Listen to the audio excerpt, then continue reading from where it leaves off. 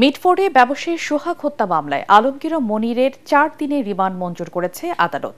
এদিকে গতরাতে নেত্রকোনা থেকে এই মামলার আরও রাজীব ও সজীবকে আটক করে ডিবি।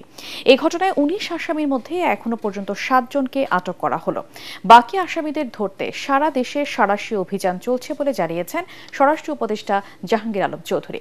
সন্ত্রাসীদের রাজনৈতিক পরিচয়ে কোনো ধরনের ছাড় দেওয়া হবে না বলেও জানান তিনি। এদিকে সোহাগ হত্যার বিচারের দাবি ও স্যার সলিমুল্লাহ মেডিকেল কলেজ হাসপাতালে নিরাপত্তা নিশ্চিতে কার্যকর পদক্ষেপ না নেওয়া পর্যন্ত শাটডাউনের ঘোষণা দিয়েছেন শিক্ষার্থীরা। তরিক ইসলামের রিপোর্ট। গত বুধবার পুরনো ঢাকার ভাঙাড়ি ব্যবসায়ী লালচাঁদ ওরফে সোহাগকে প্রকাশ্যে নৃশংসভাবে কুপিয়ে এবং পাথরের টুকরো দিয়ে হত্যা করে সন্ত্রাসীরা। নৃশংস এই হত্যাকাণ্ডের ভিডিও ফুটেজ মুহূর্তেই সামাজিক যোগাযোগ মাধ্যমে ছড়িয়ে পড়লে নড়ে চড়ে বসে প্রশাসন। পরদিন এই ঘটনায় কোতোয়ালি থানায় 19 জনের নাম উল্লেখ করে মামলা করেন নিহতের বোন। এই ঘটনায় এখন পর্যন্ত 7 জনকে আটক করা হয়েছে। বাকিদের ধরতে অভিযান চলছে বলে জানায় ডিএমপির মিডিয়া উইং। আমরা প্রাথমিকভাবে যেটা জানতে পেরেছি, তারা পূর্ব পরিচিত এবং তাদের মধ্যে আসলে ব্যবসায়িক কিছু হিসাব নিকাশ ছিল। সিসিটিভি ফুটেজ বিশ্লেষণ করে এবং আটককৃতদের কাছ থেকে প্রাপ্ত তথ্য পর্যালোচনা করে গ্রেফতারের জন্য কাজ করছি। আশা করি খুব অল্প সময়ের মধ্যে আমরা ঘটনার প্রকৃত মোটিভ সহ ঘটনার সাথে জড়িত পলাতক অন্যদের গ্রেফতার করতে সক্ষম হব।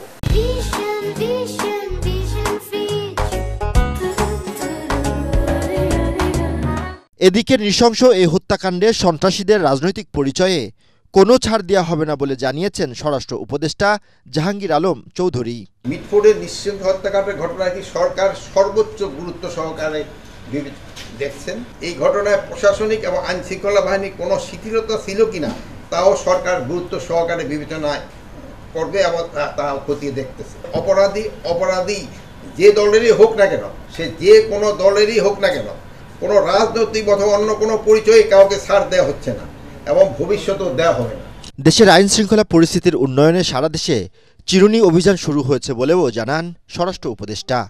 তরিক ইসলাম, এটিএন বাংলা, ঢাকা।